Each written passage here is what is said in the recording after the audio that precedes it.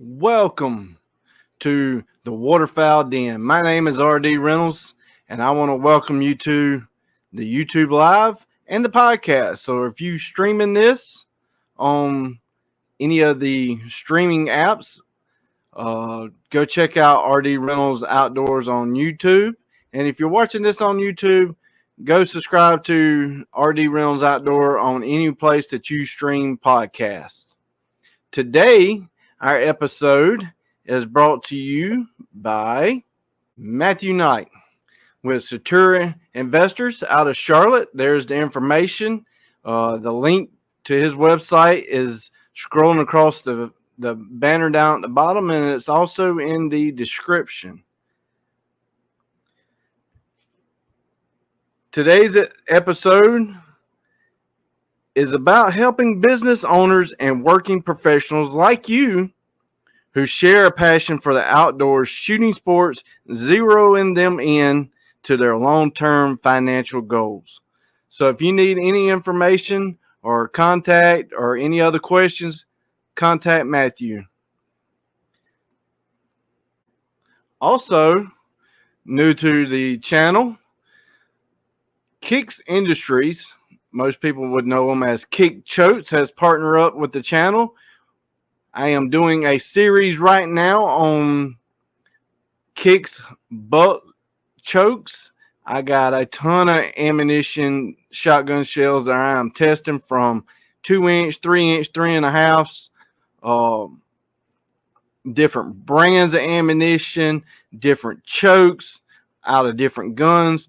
Go check that out. There's other choke related episodes also on the channel, but I appreciate y'all tuning in, and today let's get started.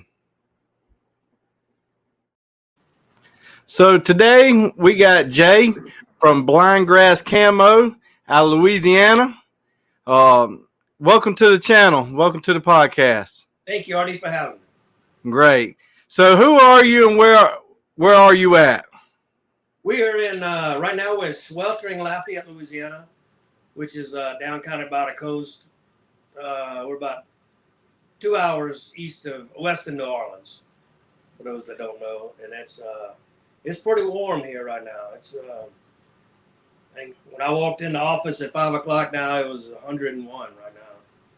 Yeah, we're scorching right now too. We had a bad storm. I was glad that storm went by. I was afraid that we might lose power or internet before, but it is definitely hot.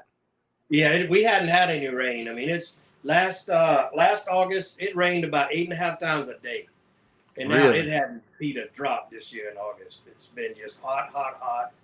And we don't normally get 100 degrees here this far south. But they were looking at the New Orleans Lakefront Airport the other day. And I'm sure it's gone on since then. But this was 2 days ago. They had over a week with the heat index not going below 97. Wow. 98 straight hours. So that means at 3 o'clock in the morning, it was still 97 or hotter. Whew. Man. How's that going to affect y'all's early teal season? Well, I mean, I think the ones that got water will do good. Because the teal got to come down, and fortunately, we can pump our fields. Of course, sometimes these farmers, they say they're going to pump, and then you get out there, and after they get the money, and our pumps broke, hydraulics down, don't have any diesel, something's off. When does early teal start down there for y'all? We start on a Friday this year. I think it's the second Friday. It's like the 10th of September, or yeah. Yeah, ours is in the last day of September. Yeah, we get a mid teal season, but it's usually we don't hardly see none, but y'all get some pretty ones down there for sure. Oh, it's hectic on a good teal hunts here. It's freaking hectic. Yeah. I mean, y'all occasionally get some of them cinnamons down there, don't you? Every once in a while. We don't get as many as they do farther west. I've never gotten one. I wish we had more here. Yeah, that's on my bucket list too. Yeah, I'd really like to get one. So we're going to get into the BlindGrass, the company side, but what do you like to hunt personal side before we get into the company side? What do you like to duck hunt, deer hunt, any kind of other hunting? I'm a duck hunter. I grew up a lot of time quail hunting. My dad was a big bird hunter, and I loved that too. But it just got so hard to do. You got to have to travel so far to go. But he did it up until the time he passed. Man, he had bird dogs all the time, and he trained them and fed them and watered them. And had to clean them, everything. 5 or 6 bird dogs all the time. He loved it. Wow. But other than that, I'm a duck hunter. Duck and goose hunter. So do you go other places traveling, or you just mostly stay? I know y'all do a lot of events, but like hunting season time. Made a trip. I get invited a good bit, but I just don't have the time to go. Right. I am going to make a Canada trip this year. Early or mid? It's going to be late September. It's going to be nice. And then go to hunt at a nice camp in Texas and a few nice hunts here. Got an invite for a place in Oklahoma this year, so I'll probably do that. And then I'd like to get away more and get out some more. And I got better help around here now. Even though it's much busier, got good help to kind of hold on when I'm not here. I'm getting to go to Texas for opening goose season. I think that's like November the 4th or 5th or something like that. I'm going out there. So that I've never hunted Texas, so I ain't never hunted past the Mississippi. So it's going to be something else. When I was a kid, which was 100 years ago, they had we'd go quail hunting out there in West Texas. And, really? We'd shoot those tanks they got there for ducks, and we'd have mollywops and ducks there in the morning. But those people didn't know anything about ducks. Really? I mean, it wasn't. Yeah. They weren't getting they didn't have all the geese and ducks there's no outfitters out there whatsoever. I mean, I had a game for true story. I had a game warden come and check us, and he didn't know what a pintail was.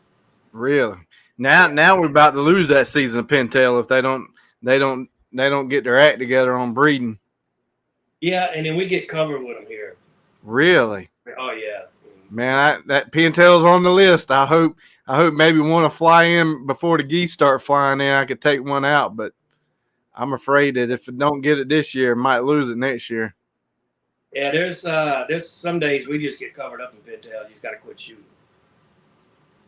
That's crazy. I'm going out to Texas to see Jeff Stanfield out there at the Sandfield. Uh-huh. So I'm going to be out there that early first beginning of the season. So going to be crazy. I guarantee that. But we're not too far apart. In South Carolina, we ain't got the best flyaway region. We do what we can on the coast. So what's your favorite bird? Speckabelly. Speck. I ain't never shot no. I saw a few fly over at Reelfoot Lake, but they were mile high and wasn't committing at all. They were just flying by. But I hope definitely the way they talk, that's going to be prime season for them. And they say they taste pretty good. They're real good. It's one of my favorite things to cook. Cook them a lot of different ways. So do y'all have them down there? Yeah, in Louisiana? Yeah, really? Not as much, not as good as it used to be. Really? Covered with them. Yeah, because all the rice we got, but we're losing a lot of rice acreage to sugarcane and crawfish. The crawfish farming. Because I heard they do rice, but they flood it a lot deeper than the specks. I got you. I heard that the specks, they'll push them Canada geese out of the way. Yeah. Now they'll out there where you're going out there with Jeff and early November should be real good out there. I can't wait. I hope maybe try one. I don't know.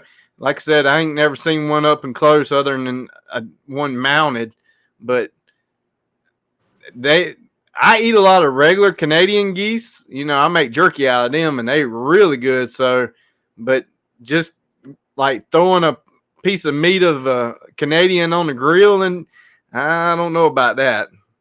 So the Yeah. spec ain't as, a Canadian you cut up, that is some red, dark meat. Speckle belly ain't that dark? No, it's not as dark. There's a lot of ways you can cook a speck. You can pot roast them. They make an excellent gumbo. I mean, my Really? family they don't want a seafood gumbo, chicken gumbo. All they want is a speck gumbo because it's so Now, dark and now, rich. now we're going to just go ahead and put that out. Now, y'all Louisiana people make stuff super hot. Is it really good, or is the super hot burning your tongues where you can't taste the speck? No, the speck is so good. I mean, it makes such a deep, dark broth. The flavor is Really? so deep. It's unlike any other meat when I put it in a gumbo. So now you're gonna make me want to make sure I bring some back in a cooler and get it all froze so I can test it out. Yeah, I keep meeting and want to go out there and cook a speck gumbo for them, but I hadn't made it out there. Yeah, you'll have to come down to Louisiana sometime and try it out. I want to get down there for sure.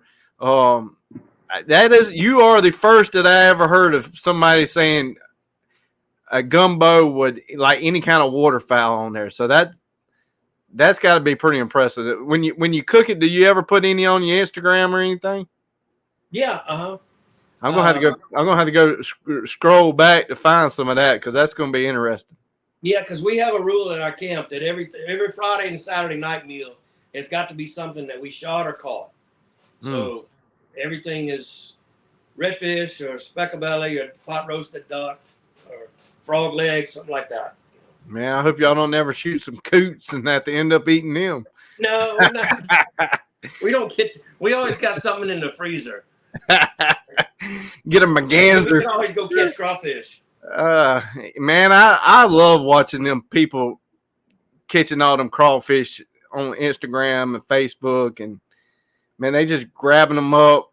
That's some crazy stuff down there. Oh, that was every Sunday in the spring when I was a kid. That was our activity.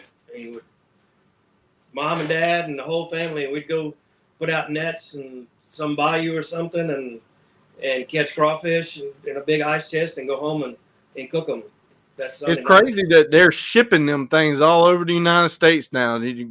Fresh and to your door. I mean, that's kudos to them people that actually busting it hard to get out there to try to make a dollar. Yeah. Yeah, we did that every weekend. Or sometimes if it was on Saturday, man, they'd have the whole neighborhood. They'd be dancing, staying up, drinking, listening to music and dancing. Kids have to go to bed, and it was good times. Man, that sounds like that country music song, talking about the kids on the front porch, let's sneak off the bed. I can't remember who sings that. Like in Louisiana, I don't know if it was Louisiana Saturday night, but that's kind of like that's it.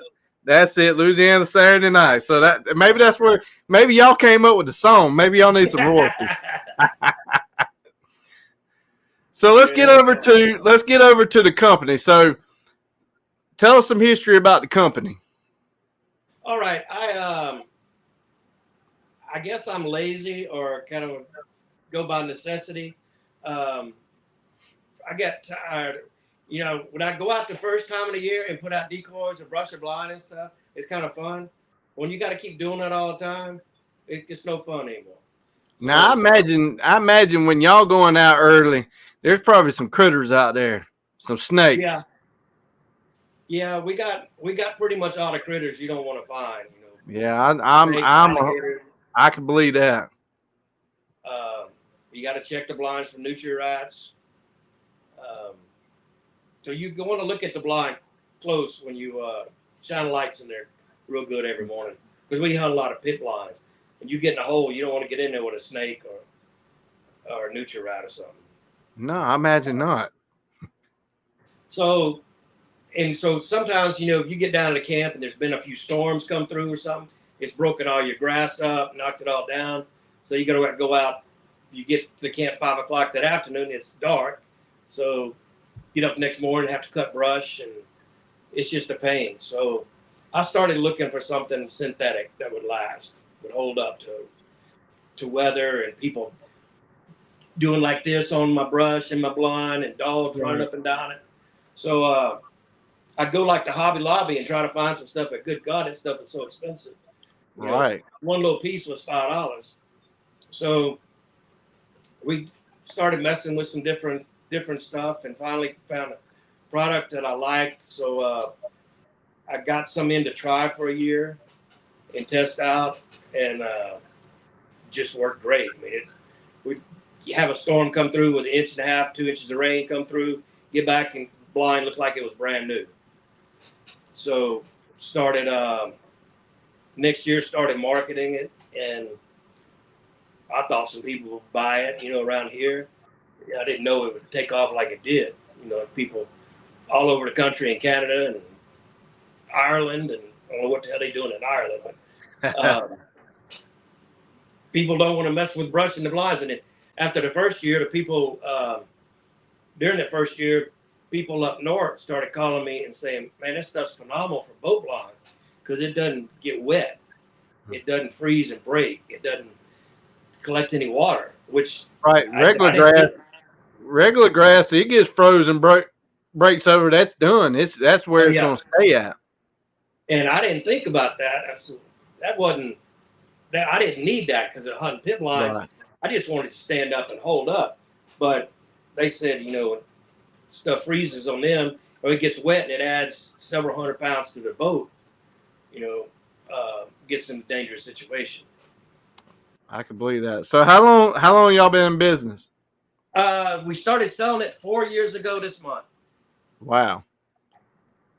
That's crazy. I knew it was young, and I've been hearing about it. I see, you know, pictures of you at shows and events, and it's a great looking product for sure. Well, it's been really great, and just the ingenuity of our customers that come up with some of the stuff they do with it, make their boats and their blinds look, and it's just phenomenal the way some of them look. I saw one on your Instagram. I think it was this week or last week, the end of last week. It was a kayak. Guy took a blind and covered it in kayak, and I mean that it looks like a floating cornstalk almost, kind of the way he had it folded in half. I mean, it looked really good. Yeah, he's gonna bust some stuff up this year and out of that. They're not gonna see it. I can believe it. So, and like what you were saying from the craft stores, that stuff you get, or what they sometimes label it as like tiki hut grass, that stuff molds. Yeah. Like you take it and put it on a kayak or something like that and get wet, it gets all them little black dots on there. Yeah. Which I tried some of that stuff before, some of that palm thatch material that's like those, and it was all one color. You know, it was all just one color. It didn't look right. But then by the time it did get mold and stuff on it and started looking right, is when it disintegrated. Right. On our rice color, or in our other color, we kind of have a little mold in it, like grass does, to make it look right, but it doesn't mold. I know a lot of people with that stuff you talking about complain about it, but algae too. The algae and not holding up, and cows eating it. If you had a pond with cows around, they said the cows would walk from 5 miles to come eat that stuff. Really? And so that's one of the things that I have problems with at a little pond that I got. I made a little blind on a 5x7 trailer so I could take it in and out of the cow pasture. And like what you said, man, you brush it in and it looks good. And then halfway through the season, half the stuff's dead, wind blows it off, and you're constantly fighting brushing your stuff. Yeah. So, you know. There's so many factors against brush. I went on a hunt here, a little north of here last year with a guy, and he had never seen this grass before, and he was kind of new to duck hunting. He said, well, my neighbor got some of his hands to go by there and cut a bunch of willows. He took a trailer load full of willows, and he went and brushed this blind for us that we're going to hunt tomorrow. We get out there and start getting the blind. I said, where's all those willows you said? I mean, it was nothing but wire. Those beavers would come and take every piece of willow off of there. And so I had like 4 mats with me that I just wanted to show him. I said, we better stick these on real quick. Yeah, I imagine some critters would probably take that live stuff away. Yeah, those beavers are taking every piece of it off. So, what would be some benefits of going with yours? I know we covered mold and we covered rain and washing it off, but what would be some other benefits? It's not rotting. It's not going to mess with your allergies. It looks really good. We got 3 different colors, different size mats, loose grass, bundle grass. Um, it holds up so much better. I don't know. A lot of people I've heard use raffia grass, the customers, and I've never used it, but they say it. It gets wet and scraggly. It doesn't stand up any. Right. And it will tangle up on a lot of stuff.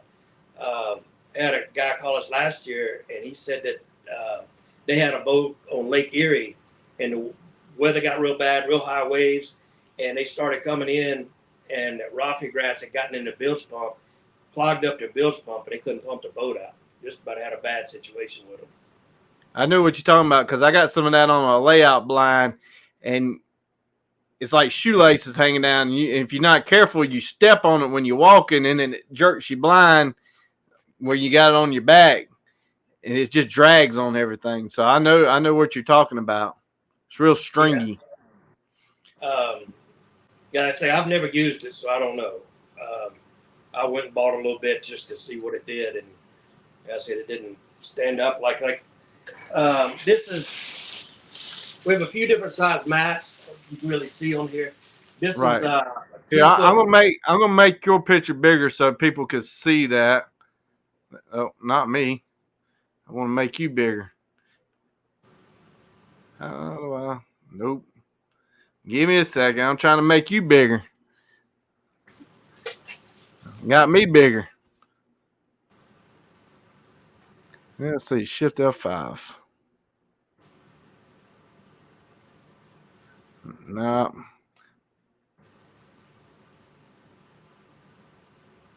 New to this streaming stuff. I'm trying to make you bigger. I want you to be the one. There we go. I just got you on there. So go ahead and now nobody wants to see me anyway. All right. This is 2 foot by 4 foot, 2 feet wide, 4 feet tall. This is a fall blend color. Okay. It has some tones of tans and browns in it. And you have 3 colors, right? Right. Okay. We can go over colors. Can you fold it up on a boat blind? Well, when we ship it to you, we take it like this and fold it and wrap it up like that so we can get it in boxes so the box is not too big. And it all comes back so it doesn't really have any memory. And then we have one of the real popular things is loose strands called bundle grass. Now this is the rice, corn, Johnson grass color. Call it that because a lot of people don't have the same stuff. Like here we have Johnson grass. Up north may not have Johnson grass. They may have corn, which is the same color, or dead rice, which is the same color. So a lot of people take this loose grass, take a few strands like this, and then you can, if you want to, you can fold it into a bundle like that, and it really layers nicely on different boats and logs. Right, and I think that's what that guy had on the kayak. Yeah, it was. He cut them. Yeah. He cut them in smaller pieces and doubled them up like that, so it stood up like that on his kayak. So he took the long part and cut it in half. Yeah. So that's pretty interesting there because then basically he doubled what he ordered. Mm-hmm. Yeah. And then for teal season, these have gone over great. This is the teal season color. Right. Like honey in the green grass. And early season. A lot of people here, a lot of guides are using this, and they just because you can take your stuff after the season, throw it in your shed, and you can use it for the next years and years and years and years. And then that's the green. Then we have like this is the cedar green bundle grass here, and then we have. I like that color. Yeah, it's gonna be a good color in the winter around here with stuff that's green. And then these are the panels or skirts, the new saltgrass skirts. Some people wanted a thinner grass for it. And like that right there, that skirt, like where we hunt, in South Carolina, we can't have pits. We can't hunt below ground in South Carolina. I don't know. I don't know the understanding of that, but if it's my correct reading of the rules and regulations, I don't think we can be below grade. I think it has to be above. So you got that shooting ledge window, and you could probably take that and just staple it right down your window area. Yeah. But I'm gonna pull up. I'm gonna pull up here.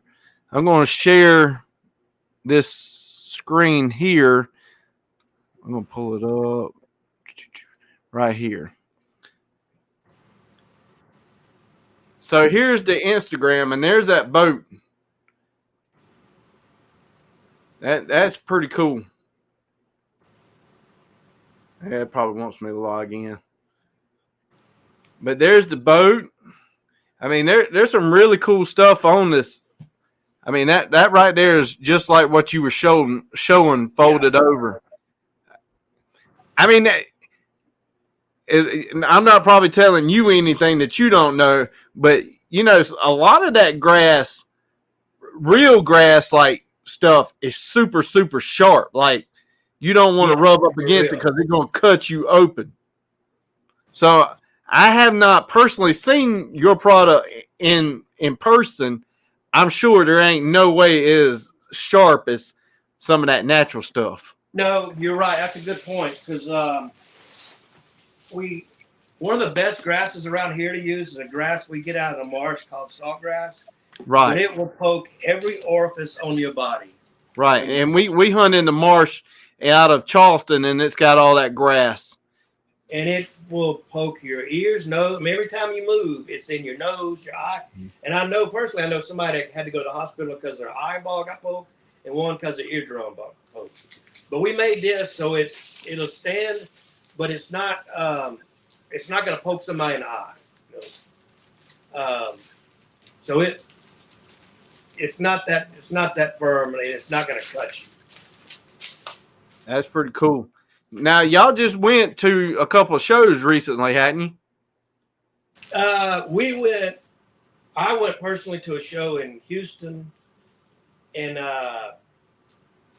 then we had a rep, Sean Stahl with R&T Calls and stuff. He was at the game fair in Minnesota, and he had a display there for us. I got you. And then we had some people. There were several people that had the grass there at the Delta Waterfowl Expo and stuff like that. I think this one right here must have been one of them recent shows. Yeah, that was, I think, the one in Game Fair up there. Right. So I got your website pulled up while I'm still sharing my screen. So here's the website, blindgrass.com.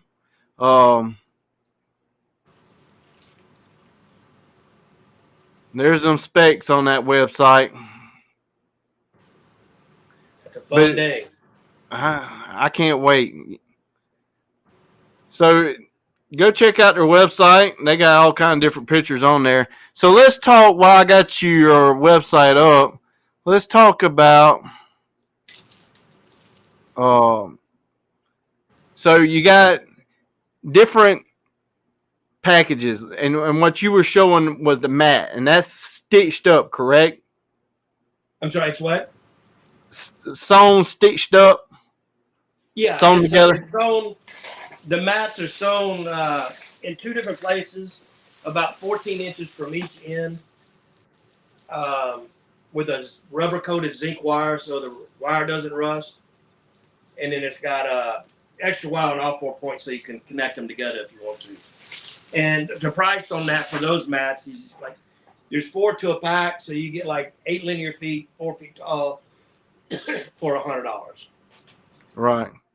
And that's what I got pulled up here on the website here. So then you have bundles, and you got on the website, it looks like a 20-pound bundle and like an 8-pound bundle. Right. So that bundle that you held up in your hand earlier, well, how much would you say that was, like pound wise? Like just giving somebody like a Um, visual size of.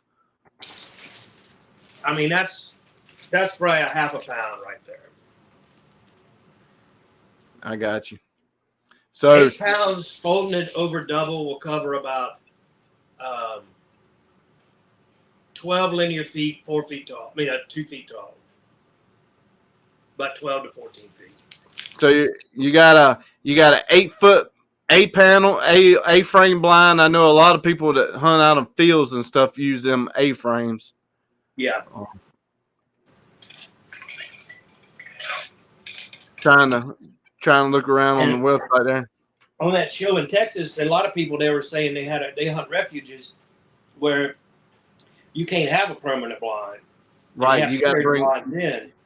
You got to bring in what you got. That's the same. That's pretty much like the rule that we have in South Carolina on game management.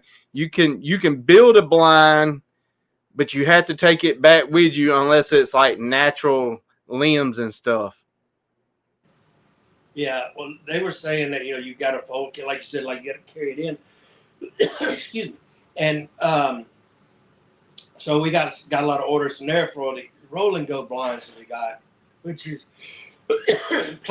green plastic netting that we ship, and then have them like if you want 12 feet, we cut 12 feet of netting and give you 6 mats to cover that. You put them at whatever height you want on there, and then add some poles to it, and you go you roll it up.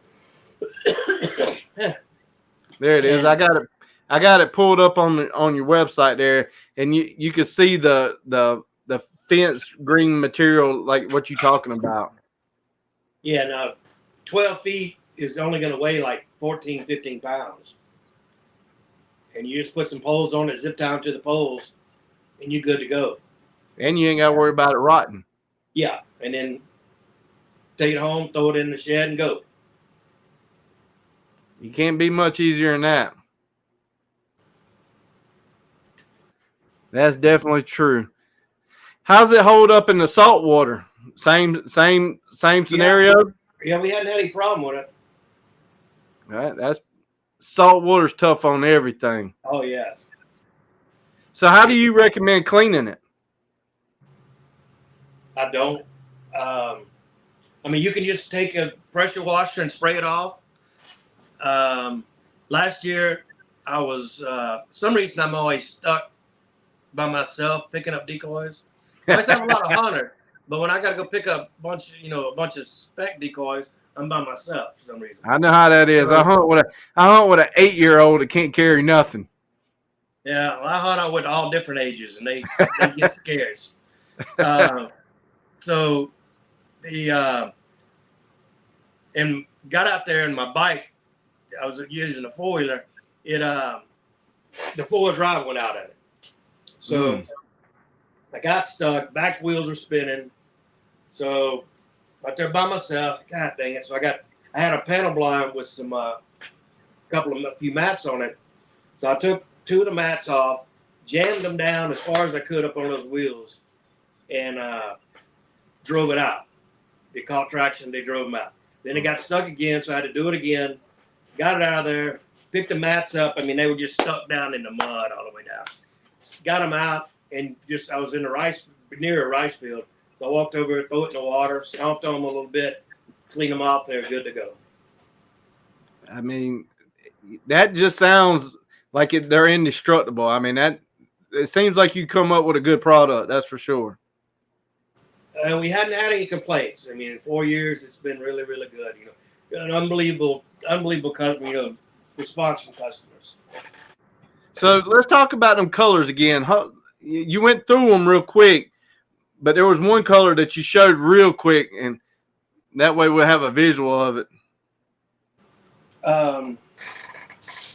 Let's see. This is the fall blend. It has some darker tones in it. That's a good looking color. So while you got that color on there, does any of the packages, like if you wanted to do bundles, is there like multiple color bundles, or would you just do like, a 5 pound of this, 5 or 8 pound, 8 pound, and 8 pound, or do you do like just random bundles? No, you can. There's notes on this where you order. So like if you want a 20-pound bundle of grass, you can get 10 pounds of rice, 5 pounds of fall blend, 5 pounds of cedar green. I got you. And the people have been ordering that like crazy. I mean, 60 and 80 pounds an order. Really? 60 and 80 pounds? Yeah. Wow. That's probably good. The only downside, and this is the rice color. I love it on this thing. You can really tell the difference. Yeah, you can see that. You can see the difference. Rice the one on Johnson grass. The one on your right side, I guess that'd be your right hand, is darker. Yeah. Yeah, it has more dark tones in it. Mm-hmm. And it works well in pretty much any environment. It works well in the woods. We've used it pretty much anywhere. Because our levees, we're in rice fields, so we may have one in Johnson grass, which is real. Once it dies, it's just real bright, yellow or white or something. And then we have another blind, and the whole levee's in ragweed. When it dies, it goes dark. So you can't ever tell what you're going to have. I like that early teal grass. That was some pretty grass too. Yeah, it's crazy when you put this on like green grass. We got some pictures on the Instagram and the website. Right. You can't hardly tell it's not what it is. Yeah, I saw that. I think I still had that the website pulled up here. Go back to it.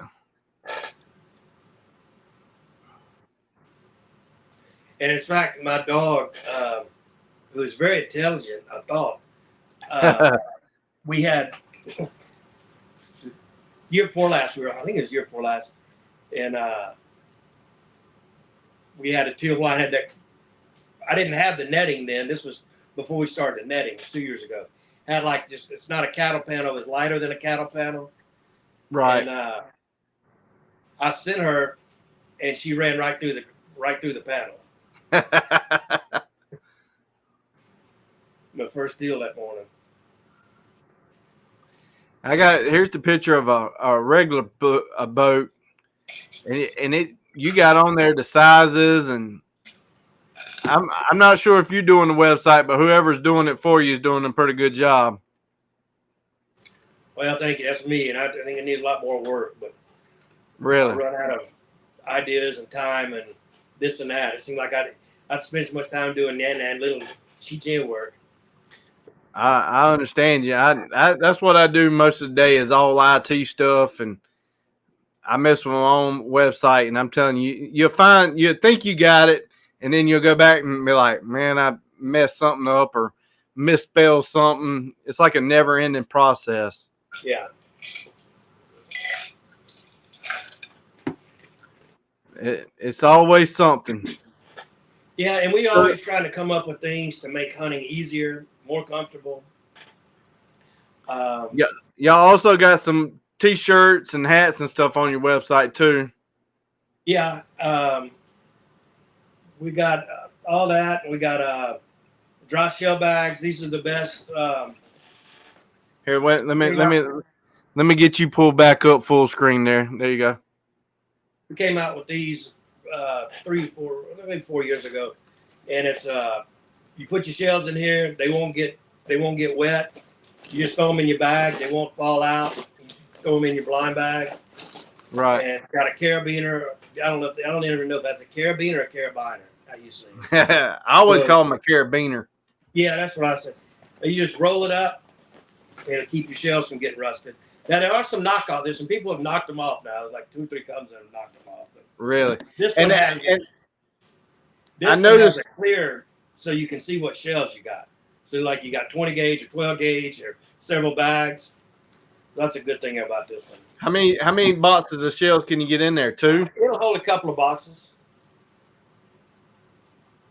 Will it float? No. Not with 2 boxes. With an empty it will, but not with 2 boxes. Well, at least it'd be waterproof. So I mean, if y'all if y'all walking around in them crawfish ponds, I mean, that probably ain't too deep, is it? No. If we drop one there and it has been done, they fine there. But you drop one out of a boat, you may be like shells.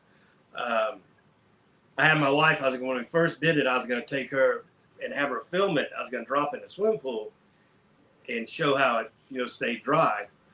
I say, you film it. So she's filming, and I drop it. She goes, well, I thought it floats. I have to do a new one. I know how that is. I do some shorts sometimes. I get my wife to record some stuff. It's sometimes easier to get my kids to record it. Oh yeah. My wife would be like, "You want me to do what now?" Yeah. In mine, I'll be, cut it off. What? Or would I do like this? Cut it off. Yeah. Oh, I forgot what that was for. I understand your struggles. So what's that gun case behind you? I see it on the website, but that's wax canvas. I've always been in love with wax canvas, and this one, I just like a light case when I go. And durable. I love these because they have a spring to help get your gun in and out quicker. Now that's pretty neat. Now wait a minute. Whoa, let's talk about that for a minute. I don't think I've ever seen a gun case that had that kind of feature to it. Yeah, it makes it nice, and you pop it back, and it's got a good Velcro closure, leather toe on the end so your barrel doesn't wear it out. That's pretty nice there. Yeah, and for the price, I mean, I think they like $54 on the website. I think they say it's $69.95. Yes, okay, I'm wrong then. Like, that's still a good price for a wax canvas gun case. Yeah, and then I see you got a wax cloth hat too. Yeah.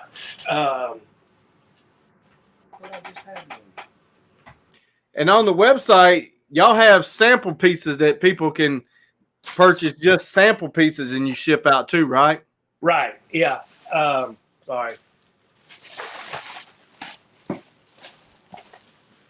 Yeah, that's the new wax. Does that wax on that help on the rain, don't it? Makes it bead? It'll help some. Yeah, it's not completely waterproof, but it makes it bead off. Yeah, it'll bead off of there. Yeah. Right. There's a lot of people order the samples before they ever commit to buying them. Yeah, they do. Some people will buy samples, and then some people will place never call or anything, and you'll get a $5,000 order. Really? Yeah. Is that like you never heard from them before? Never. Because we get messages. It's so hard to keep up because I get messages on Facebook, Instagram, text message, email, all different, 5 or 6 different ways I get met. Then I forget who messaged which way. And some people, ask you a ton of questions, which is fine. And then some people just, say a $5,000 order a place up I never talked to or never heard of. Wow. That's crazy. But I mean, a lot of grass. That is a lot of grass, but you created something also that it may be a couple years before they ever have to order again, right? Yeah. That's the only downside. You created something that lasts, but it's something that's going to last and be good for a while. Yeah. So you're on Facebook, you're on Instagram, and you got the website. Is the Instagram and Facebook the same? BlindGrass Camo? No, the Facebook is BlindGrass. The Facebook is just BlindGrass. Instagram is BlindGrass Camo. I got you. So people can look for you there. Yeah, and the website is blindgrass.com. All right. You got a number there for the office? Yeah, it's 337-257-0318. That'd be a good number for people to contact you. He said it on the live. He would be glad to ship you $5,000 worth of BlindGrass. Yes. Yeah. So I'm sure people are probably busy right now, ain't they? Yeah, it's it's been crazy since about mid-July. When does your season, like not hunting season, but when does your season for company wise, when does it start slowing down? Probably right after Christmas. Yeah, we'll get a bunch of Christmas orders, different products, and then and it'll slow down. But it's still, people still order grass in February, March, April. Have you had any people just randomly like, hey, I'm using it for something else other than duck hunting? Like I'm sure there's people that like turkey hunt around in gullies, swamp areas. You heard anybody else using it for any other purposes? People turkey hunting. Several people use it for turkey hunting, and also deer hunting. Deer hunting and waterfowl photography is pretty big. What people have ordered for that, and then some taxidermists order some that Yeah, I could see that for taxidermists because that's what a lot of the wood and taxidermists. They got to get all the bugs out of it. You don't want something rotten. I really never thought about it till you just said that. That would probably be some really good grass that you wouldn't have to worry about that, like what you said earlier, way earlier, people's allergies. Yeah, for real. Well, I think we covered everything that I had to discuss. Any upcoming shows you going to? No. Well, they're going to be at the game fair in Minnesota this coming weekend for the second weekend in a row, and then Wes is going to do a show in Wisconsin waterfowlers, but I think that's about it for the rest of the year. I got you. It's almost prime time.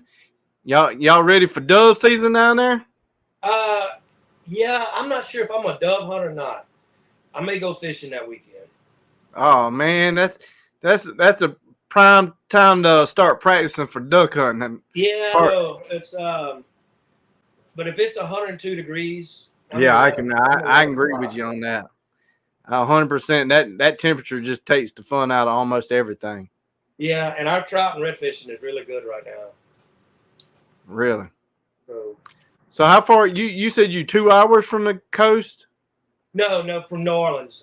From the coast, I can launch my boat in a canal and I can launch my boat in 30 minutes from here and be, in salt water. Is most of that marsh like Blackwater mixed salt and fresh, or is it mostly fresh? It's brackish, and then right below us is Vermilion Bay, and that we get a lot of fresh water from the Chafalaya River coming in, so it doesn't usually get the salinity up in that until usually August, but this year it got July. The salinity got really up. Well, I hope none of them hurricanes floating around down there affect y'all's hunting season this year. Yeah, we could use a wide berth from a hurricane.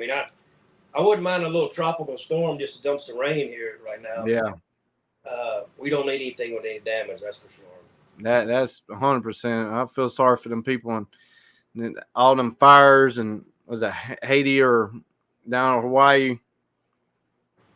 Well, Hawaii got hit bad. Yeah, they just devastated. Everything looked like it just burnt. Mm-hmm. It's crazy that they had to jump in the ocean to survive.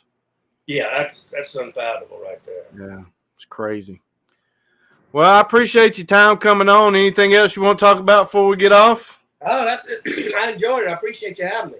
Oh, yeah. I think you got a very interesting product. What I liked about it, when I seen it, like I said, I hadn't seen it in person, but what I see is what you're talking about. It's pretty much waterproof. It's rot proof. I definitely like when you fold the grass over, it pops back up. Like you said, that real stuff in the marsh, man. You fold that stuff over or it freezes, it's done. It ain't coming back up. Yeah. And plus, you to freeze. like even Johnson grass. Once it freezes, it's nothing left but sticks. And the fact that you ain't got to cut you ain't cutting yourself. I had the smart, you know. Sometimes you live and learn. I had one a couple of seasons ago.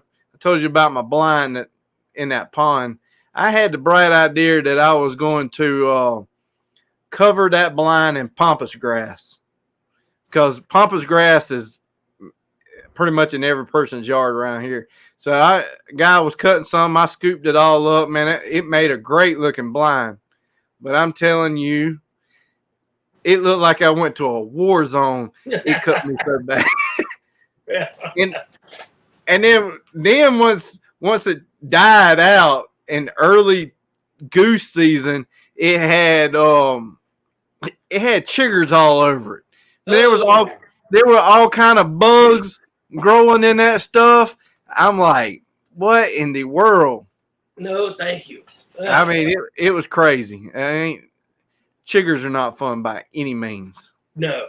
Yeah. But wow. All right, well, I appreciate it. Keep it going is all I got to say. Well, RD, thanks so much for having me. All right, well, I appreciate it. I appreciate everybody joining in. There's a couple people been in and out on the comment section, but this will be on a podcast soon. But the live it's live now, so if anybody's watching it, share it with your friends. Go check out BlindGrass Camo. All their social medias help that company out.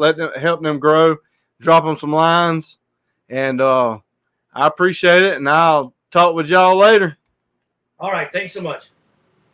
Everybody be safe this year.